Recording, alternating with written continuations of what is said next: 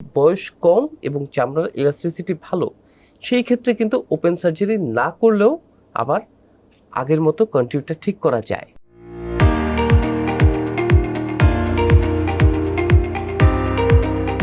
দর্শক, আমাদের আজকের টিভিএস ভালো থাকুন আপনাদের স্বাগত জানাচ্ছি। আমি তাওসিয়া তাজমিন।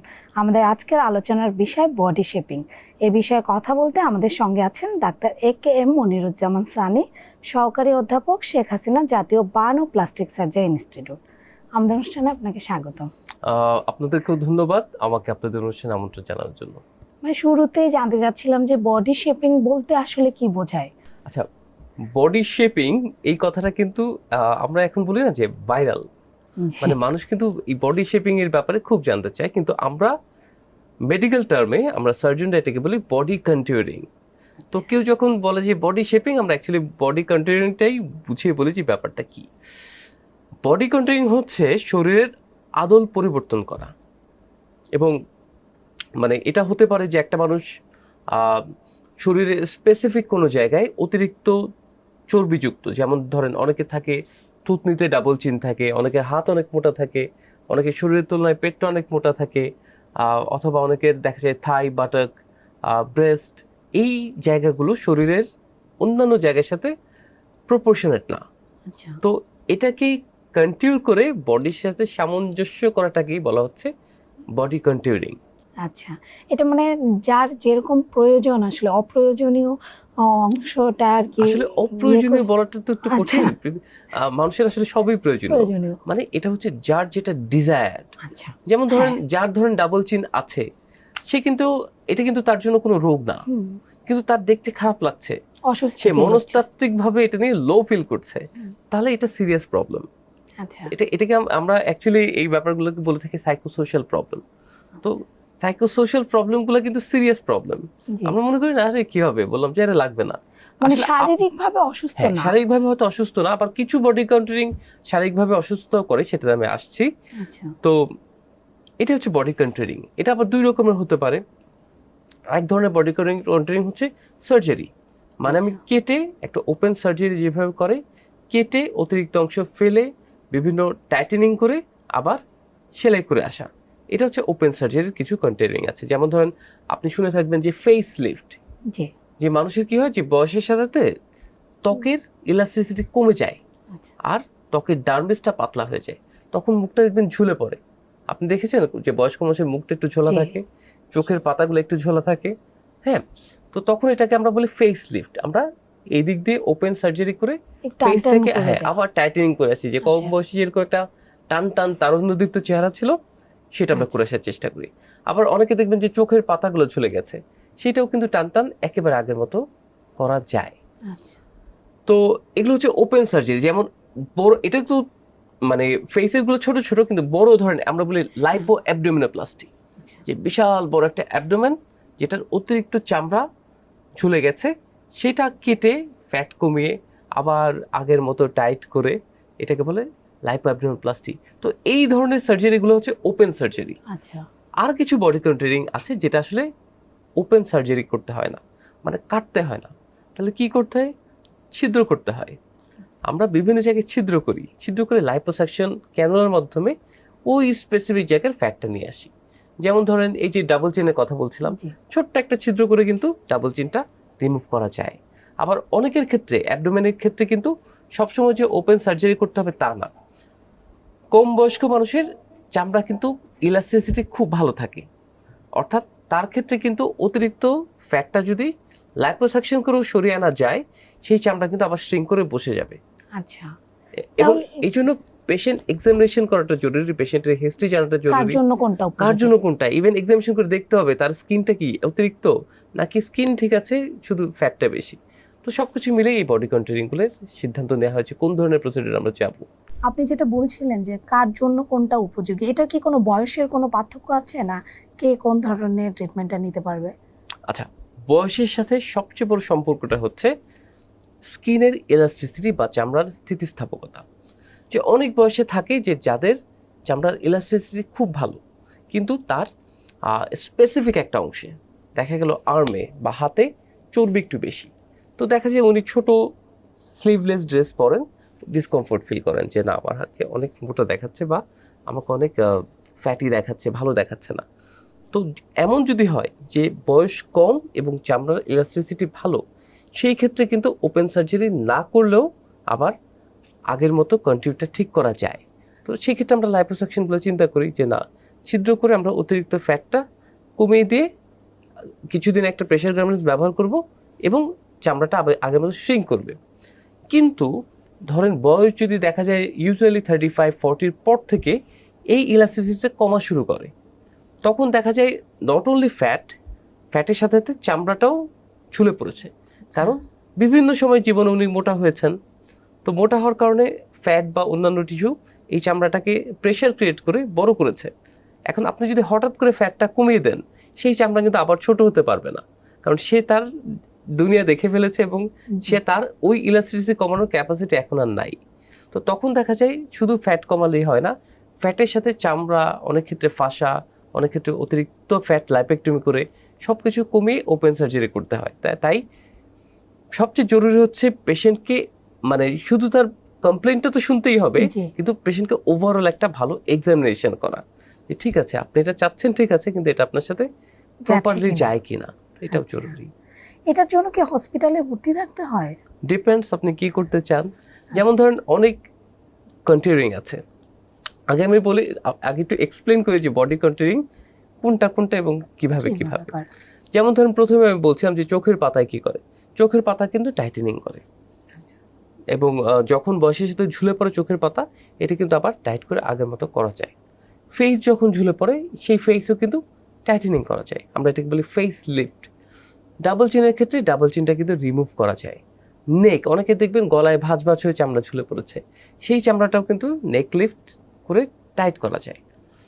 অনেকে দেখবেন ব্রেস্টের অনেক কন্টিউরিং আছে, অনেকের দেখা যায় যে ব্রেস্ট ছোট বড় করতে চান, অনেকের বড় ছোট করতে চান, অনেকের ঝুলে পড়েছে, বা অনেকের শেপে কিছু প্রবলেম আছে যেটা উনি কারেকশন চান। এই সবগুলোই হচ্ছে কন্টিউরিং এর মধ্যে পড়ে। এবার চলে আসি অ্যাবডোমেনে। অ্যাবডোমেনে অনেকের দেখবেন যে অতিরিক্ত চামড়া নেই, কিন্তু লোয়ার অ্যাবডোমেনের যে ফ্যাটটা, এটা কিন্তু রেজিস্ট্যান্ট ফ্যাট, অর্থাৎ আপনি এক্সারসাইজ করলে অন্য জায়গার ফ্যাট যত তাড়াতাড়ি চলে যায়, লোয়ার অ্যাবডোমেনের ফ্যাট কিন্তু যায় না। এমন যদি হয়ে থাকে যে না, তার স্কিন ভালো এবং স্কিন ভালো ইলাস্টিক আছে, বা ওভারঅল তিনি অতটা মোটা না, কিন্তু লোয়ার অ্যাবডোমেনে ফ্যাট কালেকশন হচ্ছে, তো সেটা কিন্তু আমরা লাইপোসাকশন করেই তুলে আনতে পারি। দেখবেন লাইপোসাকশন খুবই পপুলার পৃথিবীতেই। আর যদি দেখা যায় যে না, তার বয়সও একটু বেশি, তার পেটের চামড়া ফাঁসা এগুলো একটু ঝুলে পড়েছে এবং সাথে ফ্যাটও আছে, সেই ক্ষেত্রে লাইপো অ্যাবডোমিনোপ্লাস্টি, মানে লাইপোসাকশন তো করি, সাথে অতিরিক্ত চামড়াটা কেটে ফেলে দেওয়া হয়। ইভেন পেটের ভিতরে যেই রেক্টাস শীটগুলো আছে, যেই ফাঁসার লেয়ারগুলো আছে, সেগুলো আবার টাইট করে দিয়ে আসা হয়, কারণ সময়ের সাথে ছড়িয়ে পড়েছে পেটটা, দেখা যায় পেট এভাবে ছড়ায়, তো পেটটা সঙ্গে কমাতে হয়, আবার এভাবে কমানো জরুরি। তো শুধুমাত্র চামড়া কাটলেই হয় না, নিচেও কিন্তু টাইট করে দিয়ে আসতে হয়। টাইট করে ওটারও হিসাব আছে, কতটুকু টাইট করা যাবে, কিভাবে টাইট করা যাবে। সেটার পরে আবার স্কিনটাও, এক্সেস স্কিনটাও ফেলে দেওয়া হয়, এক্সেস ফ্যাটও ফেলে দেওয়া হয়। এরপরে আবার ঠিক কোমরের নিচে বিকিনি লাইন, যেখানে আমরা আন্ডার গার্মেন্টস পরি, সেই ইলাস্টিক লাইনের নিচে ইনসেশনটা দেওয়া হয় যাতে এটা দেখা না যায়। তো এটা গেল পেটের ক্ষেত্রে। আবার অনেকের ক্ষেত্রে ব্যাকে অনেক ফ্যাট হয়, তাদের ক্ষেত্রে ব্যাকে অনেক সময় লাইপোসাকশন করতে হয়। অনেকের ক্ষেত্রে থাই লিফট করতে হয়, যে থাইয়ের চামড়াও কিন্তু ঝুলে পড়ে বয়সের সাথে সাথে, লিফট করতে হয়। অনেকের ক্ষেত্রে বাটকে লিফট করতে হয়। আবার লিফটের ছাড়াও আরেকটা বিষয় হচ্ছে ফ্যাট ড্রাফটিং, এটাও কিন্তু বডি কন্ট্রোলিং এর অংশ। যেমন ধরেন একটা মানুষের সব ঠিকঠাক আছে, কিন্তু তার মনে হচ্ছে তার চেওয়ালগুলো ভাঙা, মুখটা বসে গেছে, তখন আমরা যেটা করি, আমরা পেট থেকে অল্প ফ্যাট নেই, ফ্যাট নিয়ে এটাকে প্রসেসিং করি, যতটুকু ফ্যাট দিয়ে আসলে তার ফেসটা একটু ভালো দেখাবে আমরা দিয়ে আসি। অথবা ব্রেস্টের ক্ষেত্রে একই রকম, অনেকে দেখা যায় যে তার ব্রেস্টের সাইজ বা শেপ নিয়ে খুশি না, আবার উনি ইমপ্লান্ট দিতেও চান না, ব্রেস্ট ইমপ্লান্ট দিতে চাচ্ছেন না, সেক্ষেত্রে আমরা কিন্তু আবার পেট থেকে ফ্যাট নিয়ে ব্রেস্টে দিয়ে আসছি, এটাও এক ধরনের কন্টিউরিং। আবার ইমপ্লান্টের কথা বললাম, ইমপ্লান্ট দিয়ে অগমেন্টেশন করা এক ধরনের কন্টিউরিং। তো এই কন্টিউরিং অনেক রকমের, বডি কন্টিউরিং অনেক ভাস্ট একটা বিষয়, এবং অনেক রকমের কন্টিউরিং আসলে অনেকেই যেটা নিয়ে অস্বস্তি আছে সে চাইলে এখন অনেকখানি ঠিক করে অনেকখানি। যেমন এই চিকিৎসাগুলা একটা সময় কিন্তু আমরা শুধু মনে করতাম যে ব্যাংকক, সিঙ্গাপুর, ইন্ডিয়াতেও না, ব্যাংকক, সিঙ্গাপুর অথবা ইউরোপ, আমেরিকা, কিন্তু এটা যে আমরা বাংলাদেশে এখন এত করছি এবং এটা যে পাবলিকের মধ্যে এত বেশি ডিমান্ডেবল একটা বিষয়, এটা কিন্তু আগে মানুষ জানতো না। এবং মূলত এই কারণেই আমরা সব জায়গায় এটা নিয়ে কথা বলতে চাই যে আপনার আসলে কোনো প্রয়োজন নাই যে এরকম একটা প্রসিডিউরের জন্য ব্যাংকক বা সিঙ্গাপুর চলে যাওয়া, আসলেই দরকার নেই। এখন তো আমাদের ওবেসিটিও অনেক বেড়ে যাচ্ছে, এই কারণেও হয়তো চাহিদাটা এখানে একটা ইন্টারেস্টিং কথা বলি, বডি কন্ট্যুরিং কিন্তু কখনোই ওবেসিটির চিকিৎসা না। আচ্ছা, ওবেসিটি একটা সিস্টেমিক বিষয়, জেনারেলাইজ বিষয়। মানে অনেকে জিজ্ঞেস করেন যে আমি যদি বডি কন্ট্যুরিং করি, আমি যদি অ্যাবডোমিনোপ্লাস্টি করি, আমার কত কেজি ওজন কমবে। আমি বলি আপনার কত কেজি ওজন কমবে এটা কাটার পরে বোঝা যাবে, কিন্তু অ্যাকচুয়ালি ওজন কমানোর চিকিৎসা কিন্তু অ্যাবডোমিনোপ্লাস্টি না। আচ্ছা, অ্যাবডোমিনোপ্লাস্টি কিসের চিকিৎসা? একটা লোকালাইজ, একটা স্থানীয় সমস্যা, আপনার পেটটা ঝুলে পড়েছে অথবা পেটের তলপেটে অনেক ফ্যাট জমছে, এইটার চিকিৎসা হচ্ছে অ্যাবডোমিনোপ্লাস্টি বা লাইপোসাকশন। কিন্তু জেনারেলাইজ বডি ওয়েটের সাথে কোনো সম্পর্ক নেই। দেখা গেল আপনি অ্যাবডোমিনোপ্লাস্টি করে দিলেন, ওখানে হয়তো 5 কেজি টিস্যু কমলো, কিন্তু উনি আবার খেয়ে ওনার হাত মুখ খুলে 10 কেজি বাড়িয়ে ফেললো। উনি বলবেন যে অপারেশনের পর আমার তো 5 কেজি ওজন বেড়েছে। তো ওজনের সাথে অ্যাকচুয়ালি বডি কন্ট্রোলিং কোনোটারই লাইপোসাকশনেরও নেই, অ্যাবডোমিনোপ্লাস্টিরও নেই, ইভেন ব্রেস্ট রিডাকশনেরও নেই, কোনো কিছুরই কিন্তু বডি ওয়েটের সাথে রিলেটেড না। বডি কন্ট্যুরিং হচ্ছে স্পেসিফিক একটা এলাকা আপনি কন্ট্যুর করবেন যাতে আপনার ডিজায়ার যেই বডি শেপ এবং আপনার বডির অ্যাকচুয়াল যে শেপ এটার প্রপোর্শনের একটা ম্যাচিং আসা যায়, একটা সামঞ্জস্য আনা যায়। এটাই হচ্ছে বডি কন্ট্যুরিং এর উদ্দেশ্য। আচ্ছা, তো আপনি যেটা বললেন যে অনেকেরই মানে পেটটা কমানো যায়, মেদ ভুঁড়ি নিয়ে অনেকেই সমস্যায় ভোগে, তো এটা যদি একবার কমিয়ে ফেলে এটা কি একদম পার্মানেন্ট হয়ে যায় নাকি নির্দিষ্ট সময় পর আবার আগের মতো হয়ে যায়? এখানে কিছু জিনিস ডিপেন্ড করছে। ধরেন কেউ এসে বলল যে ভাই আমার তো পেটটা অনেক বড়, আমার বডি অ্যাবডোমিনোপ্লাস্টি করে দেন। আমরা কিন্তু করব না। আচ্ছা, কেন করব না? কারণ এটা একটা ডিসিপ্লিনারি বিষয় আছে। এটাকে আমরা বলি ওয়েট জার্নি। যেমন ধরেন এখন আমার ওজন হচ্ছে 79 কেজি। আমি যদি আজকে থেকে একটা জার্নি ফিক্স করি যে না আমি এটাকে 70-এ নিয়ে যাব, আমাকে একটা প্ল্যান নিতে হবে যে আগামী 3 মাস আমি এভাবে চলবো, এরপর 70-এ আসবো, তাই তো? তো 70-এ আমি যদি যাই আমার স্কিন তো কিছুটা লুজ হবে। তো এরপরে আমি ওই 70-এ 3 মাস যদি স্ট্যাটিক না থাকতে পারি, দেখা গেল আমার লাইফ স্টাইলের উপর আমার কোনো কন্ট্রোল নাই, আমি 3 মাসে 70 কেন 65-তে চলে গেলাম, পরের 3 মাসে আবার খেয়ে 80-তে চলে আসলাম, উনি কিন্তু বডি কন্ট্রোলিং ক্যান্ডিডেট না। আচ্ছা, বডি কন্ট্রোলিং ক্যান্ডিডেট কে বা অ্যাবডোমিনোপ্লাস্টিক ক্যান্ডিডেট কে? যিনি আসবেন, যার সাথে কথা বলবো যে দেখেন আপনার যদি সত্যি অ্যাবডোমিনোপ্লাস্টি করতে চান বা লাইপো অ্যাবডোমিনোপ্লাস্টি করতে চান, আপনাকে আপনার ওয়েট জার্নিটা শেষ করে আসতে হবে। আপনি কতটুক বডি ওয়েট বা কীরকম বডি শেপ রাখতে চান সেটাতে স্ট্যাটিক থেকে এসে বলতে হবে ঠিক আছে আমার অন্য বডির এরকমই থাকবে, এখন আমার একটু পেটটা কমাতে। তো দেখা যায় উনি ওয়েট জার্নি কমপ্লিট করে এসে বললেন হ্যাঁ আমি তো 15 কেজি কমে আসছি, এবার আমার পেটটা কমা দেন। তখন আমি বলবো যে না। তো বলবে কেন? আপনি 3 মাস থেকে দেখান যে আপনি এরকমই থাকবেন। মানে উনি এই নতুন ডিসিপ্লিন লাইফে অ্যাডাপ্টেড কিনা উনি। তো উনি যখন দেখবেন যে না উনি স্ট্যাটিক থাকছেন মাসের পর মাস, তার ওয়েট কিন্তু খুব একটা বাড়ে না কমে না, মানে এই 5 কেজি রেঞ্জের মধ্যে থাকে, তখন কি উনি ক্যান্ডিডেট হবেন। ঠিক আছে এবার আপনার ফাঁসা টাইট করা যাবে, আপনার চামড়া কমানো যাবে। কিন্তু দেখা গেল যার আসলে লাইফ স্টাইলের উপর কন্ট্রোল নেই, তাকে আপনি অ্যাবডোমিনোপ্লাস্টি করে দিলেন, এরপর উনি আবার খাওয়া দাওয়া শুরু করলো, এরপরে উনি যে বাল্কি হবেন সেটা খুবই বিচ্ছিরি দেখাবে, কারণ তখন যেটা হবে আপার অ্যাবডোমেনটা বড় হয়ে যাবে, কারণ তার তো লোয়ার অ্যাবডোমেন কেটে ফেলেই দেওয়া হয়েছে, অতিরিক্ত যে চামড়া সেটা তো ফেলেই দেওয়া হয়েছে। তো এখন ফ্যাটগুলো ডিপোজিশন করবে খুবই বিচ্ছিরিভাবে এবং এটা কখনোই ডিজায়ার্ড না। তো অ্যাকচুয়ালি খুব ভালো মোটিভেটেড পেশেন্ট হওয়া জরুরি এবং সার্জনের পেশেন্টকে কাউন্সিলিং করা জরুরি যে আপনি এটা মেনটেন করতে পারলেই কিন্তু আপনার পেটটা কমানো সম্ভব, আদারওয়াইজ কিন্তু পরবর্তীতেও কিন্তু পেটটা ভালো দেখাবে না।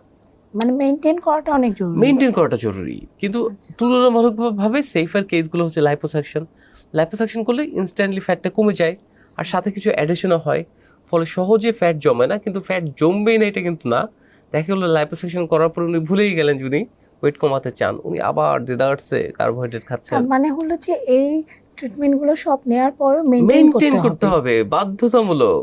এটা কি আপনারা কাউন্সেলিং করেন না, ওদের লাইফস্টাইল এটা দিয়ে দেন? হ্যাঁ আমরা কাউন্সেলিং করি। ইভেন আমরা অনেক ক্ষেত্রে যাদের ক্ষেত্রে মনে হয় যে না উনি আসলে ওনার ড্রামাটিক চেঞ্জ দরকার, তো তার সেক্ষেত্রে কিন্তু ইভেন আমরা নিউট্রিশনিস্টের কাছেও কিন্তু কনসাল্ট করতে পাঠাই যে না আপনি একটা স্ট্রিক্ট ডায়েট চার্ট মেনটেন করে দেখাবেন 6 মাস, আদারওয়াইজ আপনার সার্জারি করবো না।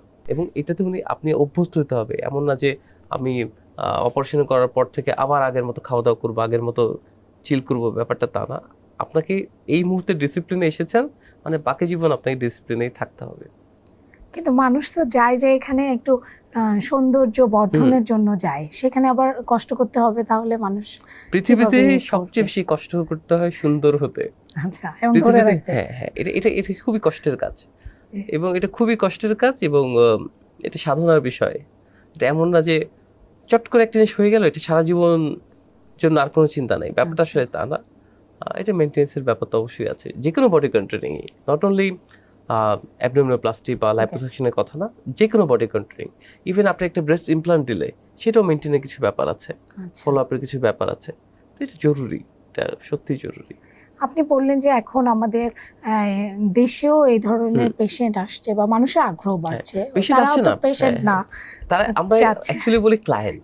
হ্যাঁ, পেশেন্ট বলতে যার অ্যাকচুয়ালি একটা ডিজিজ আছে, তার তো কোনো রোগ নাই, ওনার কোনো ডিজিজ নাই, ওনার একটা সাইকোসোশ্যাল প্রবলেম আছে। জি, এই চাহিদা বাড়ছে এবং আমাদের ফ্যাসিলিটিসও আছে, খরচ কি রকম? আচ্ছা, খরচটা খুবই ভ্যারিয়েবল কেন? প্রথম কথা হচ্ছে আপনি কোথায় করছেন। যেমন আমার হাসপাতালে, শেখ হাসিনা ন্যাশনাল ইনস্টিটিউটের সরকারি হাসপাতাল, হ্যাঁ আমার যে সরকারি হাসপাতাল, সেখানে যদি যে কোনো সার্জারি, হয়তো বডি কন্ট্রোলিং না, যে কোনো সার্জারি কিন্তু ওখানে কোনো টাকা নেওয়া হয় না। তাহলে খরচটা কি? আপনি যে কয়দিন হাসপাতালে থাকবেন, আপনার সাথে লোকজনের থাকা খাওয়া, অথবা ধরেন আপনি যদি কেবিনে থাকেন কেবিনের বিলটা, ফ্রি বেডে সেটাও নাই, তো এটা হচ্ছে খরচ। আপনি যদি প্রাইভেটে করেন সেক্ষেত্রে একরকম খরচ, সার্জনের একটা চার্জ আছে, হসপিটাল একটা চার্জ আছে, ওটির একটা চার্জ আছে, যেসব ম্যাটেরিয়াল ব্যবহার করা হয়, ইমপ্লান্টের ক্ষেত্রে ইমপ্লান্টের একটা চার্জ আছে, তাই তো? আমি এটাই জানতে চাচ্ছিলাম যে প্রাইভেট সেন্টারে আসলে সেন্টার ভেদে কি কোনো পার্থক্য আছে, যে এত থেকে এত টাকার মধ্যে? আসলে টাকাটা ফিক্স করে বলাটা কঠিন কেন, এই যে বললাম এটা 4-5 ভাগে, 4-5টা বড় ভ্যারিয়েবলের উপর ডিপেন্ড করে, তো এটা আসলে টাকা কত এটা বলা খুব কঠিন। একই সার্জারি ধরেন কোথাও 1 লাখ টাকায় হচ্ছে, আবার কোথাও এটা একই সার্জারি 2 লাখ টাকা লাগছে, আবার সেই সার্জারিটাই কোথাও হয়তো আপনি 40,000 টাকা খরচ করলে হয়ে যাচ্ছে, তো এটা খুবই ভ্যারিয়েবল। এটা আসলে সার্জিক্যাল ম্যানেজমেন্টের টাকার খরচ বলাটা খুব কঠিন। দেখা যায় যে ওষুধেরটা তো কত আর 19-20 হবে, 19 টাকার ওষুধ 20 টাকা হবে, আর হসপিটাল ফ্যাসিলিটিস এর উপর অনেক কিছু। তো এই জন্য সার্জিক্যাল ম্যানেজমেন্টের ওভারঅল খরচ বলাটা একটু কঠিন। তো এই প্রসিডিউরগুলো নিলে কোনো সাইড ইফেক্ট আছে কি? মানুষ তো ভয় পায়। পৃথিবীতে বেঁচে থাকলে যে কোনো কিছুরই সাইড এফেক্ট আছে। যেমন ধরেন সাইড এফেক্ট মানে কিন্তু খারাপ কিছু না। মানুষের একটা ধারণা হচ্ছে সাইড এফেক্ট মানে খারাপ কিছু। খারাপ কিছুটাকে আমরা বলি অ্যাডভার্স এফেক্ট। আচ্ছা, আপনি একটা অপারেশন করলেন, এই অপারেশনের পরে 5 দিন আপনার ব্যথা আছে, এটা একটা সাইড এফেক্ট। এটা কিন্তু খারাপ কিছু না, এটা ন্যাচারালি হওয়ার কথাই ছিল, তাই তো? তো সাইড এফেক্ট নিয়ে ভয়ের কিছু নাই, যেহেতু একটা সার্জারি বা একটা প্রসিডিউরে অনেক ক্ষেত্রে অ্যানাস্থেসিয়া দিতে হয়, সেই অ্যানাস্থেসিয়ার প্রিপারেশন নেওয়াটা খুব জরুরি। আমরা সার্জনরা একটা জিনিসকে খুব ভয় পাই, সেটা হচ্ছে অ্যানাস্থেটিক হ্যাজার্ড। তো সেইভাবে প্রিপারেশন নিতে হবে, তার অন্যান্য সকল টেস্ট করে দেখতে হবে, সার্জনকেও অনেক বুঝে শুনে আগাতে হবে, যিনি অ্যানাস্থেসিওলজিস্ট ওনাকেও বুঝে শুনে আগাতে হবে। তো এটা একটা চিন্তার বিষয়। এর বাইরে সার্জিক্যাল যেই প্রবলেমগুলো, যেমন অপারেশনের পরে কিছুদিন পেইন থাকবে, হিলিং হতে 2 সপ্তাহ লাগবে, অথবা একটা ব্যান্ডেজ ব্যবহার করতে হবে, অথবা প্রেশার গার্মেন্টস ব্যবহার করবে, this all are side effects, but কোনোটাই কিন্তু অ্যাডভার্স কিছু না। এবং এগুলো ডিজায়ার্ড এবং এভাবেই আগাবে, এবং এগুলো মেনটেন করলেই কিন্তু উনি ওনার কাঙ্ক্ষিত শেপটা খুঁজে পেতে পাবেন। আপনি বললেন যে এটা একটা সার্জারির একটা বিষয়, তো সার্জারির তো কিছু প্রস্তুতি থাকে, এই প্রসিডিউরগুলোর জন্য কোনো ধরনের প্রস্তুতি কি রোগীকে নিতে হয়? অবশ্যই ক্লায়েন্টকে আপনার অবশ্যই নিতে হয়। যেমন ধরেন কিছু সার্জারি আছে, যেমন কন্টিনিউইং এর সব সার্জারির ক্ষেত্রে কয়েকটা বিষয় আছে। যেমন ধরেন উনি যদি স্মোকার হয়ে থাকে, আমরা কিন্তু বলি যে আপনি স্মোকিং বন্ধ করে আসবেন। এই যে তাকে সময় দিলাম না যে ওয়েট রিডাকশনের করার, এর মধ্যে এটাও বলে দিই যে এই সময়ের মধ্যে you have to give up smoking at least 4 weeks আগে বন্ধ করতে হবে। 4 উইকসে অনেকে বলবে যে হ্যাঁ পারবো, পরবর্তীতে খেয়ে ফেলতে পারেনি, অ্যাটলিস্ট 2 উইকস আগে বন্ধ করেন। আচ্ছা, মানে যেভাবে হোক আপনাকে স্মোকিং বন্ধ করে আসতে হবে, কারণ স্মোকিং সব দিক থেকেই প্রবলেম করে, উন্ড হিলিংয়েও প্রবলেম করে, তার ওভারঅল অ্যানাস্থেসিয়ার হ্যাজার্ডের চান্সটাও অনেক বাড়িয়ে দেয়। দুই দিক থেকে কিন্তু স্মোকিংটা ডেঞ্জারাস। আবার ডায়াবেটিক পেশেন্টের ক্ষেত্রে খুব ভালো ডায়াবেটিস নিয়ন্ত্রণে নিয়ে এসে এরপরে করতে হয়।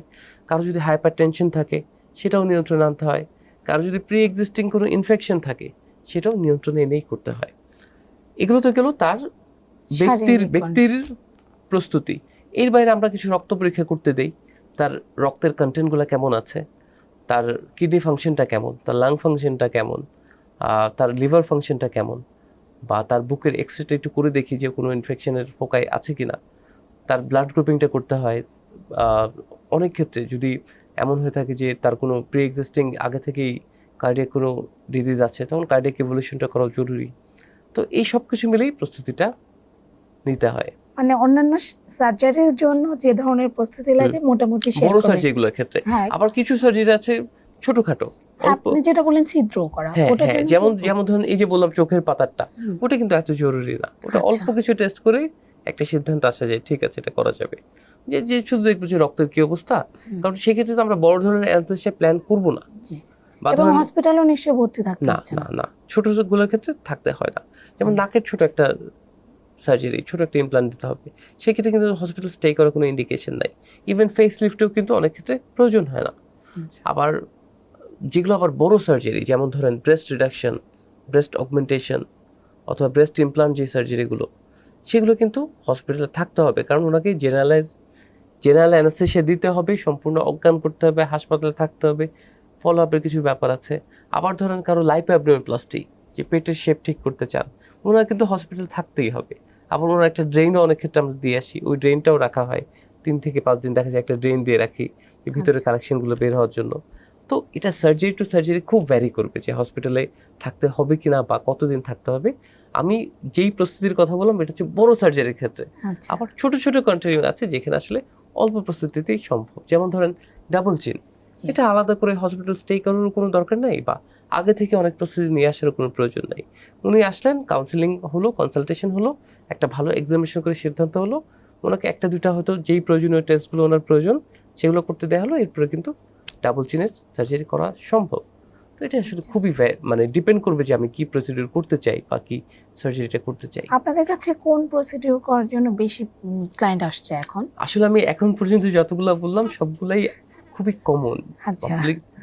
মানে মানুষ যেটা চায় আমি শুধু সেগুলোই বললাম। কারণ এই যে ধরেন চোখের পাতারটা বললাম, ফেস লিফটের কথা বললাম, নাকের অনেকে আসে যে ওনার নাকটা বোচা, নাকটা চওড়া। নাক নিয়ে মানুষ খুশি খুব কম থাকে। মানুষের ফেসের প্রথম ইমপ্রেশনটা হচ্ছে তার নাক। একটা মানুষ যদি আয়নাতে নিজেকে দেখে নিজের নাককে বলে যে না আমার নাকটা ঠিক আছে, তার মানে সে তার চেহারা খুব ভালোবাসে। কারণ কারো যদি কনফিউশন থাকে বা ডিসস্যাটিসফ্যাকশন থাকে, সেটা নাক দিয়ে শুরু হয়। কেউ যদি বলে যে নাক দেখে বলছে না আমার নাক কিন্তু খুব সুন্দর, তার মানে he or she is very happy with his or her face. তো সে জীবনে অনেক সুখী মানুষ যে নিজের নাক দেখে খুশি হতে পারছে। তো নাক নিয়ে মানুষের অনেক কমপ্লেইন থাকে। আচ্ছা, তো এই যে নাকের যে শেপিংটা করলো, এটা নিশ্চয়ই হসপিটালে ভর্তি থাকতে হয় না নাকি? ডিপেন্ডস। আসলে নাকেরটা আসলে কন্ট্যুরিং না, নাকেরটাকে আমরা বলি রাইনোপ্লাস্টি, নাকের সৌন্দর্য বর্ধন। এটা ডিপেন্ডস। অনেক রাইনোপ্লাস্টি আছে একদম হাড়টা সব সোজা করে আনতে হয়, সেই ক্ষেত্রে কিন্তু পুরোপুরি অজ্ঞান করে করতে হয়। আবার অনেক রাইনোপ্লাস্টি আছে না, তার শুধু নাকের টিপটা নিয়ে তার একটু ডিসস্যাটিসফ্যাকশন, ওটা ঠিক করে দেওয়া যায় হসপিটালে না থেকেই। এটা করলে কি মানে পার্মানেন্ট থাকে না? এটাও মেইনটেইন করতে হয়?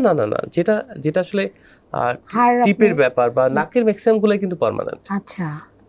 আর নাকে আমরা অনেক সময় ইমপ্লান্ট দেই, ইমপ্লান্ট রিলেটেড কিছু মেইনটেনেন্স আছে, কিছু জটিলতা আছে, কিন্তু ওটাও এমন বড় কোনো সমস্যা না যেটা পরবর্তীতে খুব বেশি ধরনের কমপ্লিকেশন করবে। তো এখানে nothing to worry about rhinoplasty. আচ্ছা, আর যারা বড় সার্জারিগুলো করতে চায় তারা হলো যে আমি আজকে গেলাম কালকে করতে পারলাম এরকম না, আপনি বোধহয় পারবেন যদি একদিনের মধ্যে সকল টেস্টগুলো গুছিয়ে ফেলতে পারেন, টেস্ট করে সবকিছু মেইনটেইন করে করতে হবে। ওই দীর্ঘমেয়াদী প্রস্তুতি হচ্ছে সেগুলাই, ধরেন ওই যে অ্যাবডোমিনোপ্লাস্টি, যার বডি ওয়েটের সাথে খুব সম্পর্ক, তার বডির ওয়েটের সাথে যাদের খুব সম্পর্ক সেগুলো দীর্ঘমেয়াদী, তার ওয়েটটা স্ট্যাটিক কিনা। কিন্তু ধরেন চোখ, নাক, ফেস লিফট, এগুলোর সাথে কিন্তু বডি ওয়েটের খুব বেশি সম্পর্ক নাই। সম্পর্ক অল্প কিছু আছে কিন্তু খুব বেশি না। তো আমাদের এখানে যখন প্লাস্টিক সার্জারি হচ্ছে, তো মানুষের একটা ধারণা যে অনেক মোটা হয়ে গেছে, ঠিক আছে এবার ডাক্তারের কাছে গিয়ে কেটে শুকায় আসবো, বিষয়টা এরকম না তাহলে? না, আপনি অনেক মোটা হয়ে গেছেন, আপনি ডাক্তারের কাছে আসবেন। আচ্ছা, কারণ আপনার কনসালটেশন তো সেখান থেকে শুরু হবে যে আপনি কিভাবে ওয়েটটা কমাবেন। এমন না যে আপনি অনেক মোটা, আমি আজকে ডাক্তারের কাছে গেলাম, কালকে আমার অপারেশন, পরশু আমি স্লিম ফিট। ব্যাপারটা কিন্তু এরকম না। আপনি আজকে অনেক মোটা, আপনি আজকে ডাক্তারের কাছে আসবেন, ডাক্তারের সাথে কনসাল্ট করবেন, আপনারা মিলে একটা প্ল্যানিং করবেন, দরকার হলে নিউট্রিশনিস্টকে ইনভলভ করতে হবে, পুষ্টিবিদকে ইনভলভ করে একটা প্রপার ওয়েট জার্নি ঠিক করতে হবে যে আপনি কত কেজিতে এসে স্ট্যাটিক হবেন, কোথায় গিয়ে আপনি থামবেন, এটা আপনার আগে থেকে জানতে হবে। এবং ওই থামা থেকে শুরু হবে আপনার সার্জিক্যাল ম্যানেজমেন্ট। ওই থামাতে আপনি স্টেবল কিনা, ওই থামাতে আপনি আপনার লাইফের ডিসিপ্লিনটা মেনটেন করতে পারছেন কিনা, যদি পারেন then we will go for surgery. আচ্ছা, তার মানে এই যে ভুঁড়ি কমানো, বা আমরা যেমন ফেসবুকে দেখি যে কয়েক ঘন্টায় মেদ ভুঁড়ি কমে ফেলুন, এরকম আসলে এত সহজ? আচ্ছা, কয়েক ঘন্টায় মেদ ভুঁড়ি কমে ফেলুন, এটা খুবই চটকদার বিজ্ঞাপন। I don't appreciate this type of advertisement, যেটা বলে যে 6 ঘন্টায় মেদ ভুঁড়ি প্লেন হয়ে যাবে। এটা আসলে ব্যাপারটা এরকম না। ব্যাপারটা একটা লম্বা প্রস্তুতির বিষয় আছে। অপারেশনটা হয়তো 6 ঘন্টায় শেষ হবে, কিন্তু অপারেশনের আগে এবং পরে অনেক ধরনের প্রস্তুতির ব্যাপার আছে। অপারেশনের আগে প্রস্তুতির ব্যাপার আছে, অপারেশন পরে মেইনটেন্যান্সের ব্যাপার আছে। উনি হয়তো যারা বলে 6 ঘন্টা, তারা শুধু সার্জারি টাইমটা হয়তো উল্লেখ করেছে, হ্যাঁ অপারেশন থিয়েটারে ঢুকালাম আর বেরোলো 6 ঘন্টা হয়ে গেছে। তার মানে হলো যে মানুষ চাইলে তার যে অঙ্গ প্রত্যঙ্গ নিয়ে তার অস্বস্তি আছে, সেটা সে তার মনের মতো অনেকখানি ওভারকাম করতে পারেন। হ্যাঁ, এখন মন কি চায় সেটাও একটা কথা। এবং শরীর কতটা পারমিট করে, তার বডির প্রোফাইল অনুযায়ী এটা সামঞ্জস্যে নিয়ে আসা সম্ভব। আচ্ছা, মানে তার বডির যে স্ট্যাচার, তার যে উচ্চতা, তার যে ওয়েট, তার যে শেপ, তার যে গড়ন, সেই গড়নের সাথে সামঞ্জস্যপূর্ণভাবে সুন্দর একটা আকৃতিতে আনা কিন্তু সম্ভব। আচ্ছা, এবং এটা নিয়ে অস্বস্তি ভাবে কিচ্ছু নেই। অনেকে সারা একটা জীবন পার করে দেয় যে হ্যাঁ আমাকে হয়তো এই মনোকষ্ট নিয়ে এই জীবনটা পার করতে হবে, আসলে সেটা কোনো দরকারই নেই। হ্যাঁ, এবং এই চিকিৎসাগুলো এখন দেশেই করা হচ্ছে। দেশে করা হচ্ছে এবং খুব ভালো করা হচ্ছে। আচ্ছা, আমরা একেবারে শেষ পর্যায়ে আসছি। আপনার কাছে আরেকটা বিষয় জানতে চাচ্ছিলাম যে আমরা দেখি যে এখন বাচ্চাদের মধ্যেও ওবেসিটি অনেক বেড়ে যাচ্ছে। আপনারা কি বাচ্চাদের জন্য এই প্রসিডিউরগুলো করেন? না, কখনোই না। আচ্ছা, বডি কন্ট্রোলিং কখনোই বাচ্চাদের জন্য না। এটা কি সবসময়, মানে নির্দিষ্ট বয়স কি আছে? ডেফিনেটলি অ্যাডাল্ট হওয়ার পরে। আচ্ছা, ওই যে বললাম, যদি এমন হয় যে 18 থেকে 30, তার ক্ষেত্রে আমরা চিন্তা করি যে না, ওপেন সার্জারি না করে কিভাবে কন্ট্রোলিং করা যায়। আবার একটু এলডারলি পেশেন্টের ক্ষেত্রে আমরা প্রথমেই চিন্তা করি যে না, তার কিন্তু অতিরিক্ত স্কিন আছে, তাকে ওপেন সার্জারি করতে হবে। এই বয়সের সাথে এতটুকুই, কিন্তু বাচ্চাদের ক্ষেত্রে কখনোই না। আচ্ছা, আমাদেরকে সময় দেওয়ার জন্য আপনাকে ধন্যবাদ। আপনাকে অনেক ধন্যবাদ, এবং ধন্যবাদ বিজনেস স্ট্যান্ডার্ডকে আমাকে আমন্ত্রণ জানানোর জন্য। এই ছিল আমাদের আজকের টিভিএস ভালো থাকুন। আমাদের সঙ্গে থাকার জন্য ধন্যবাদ।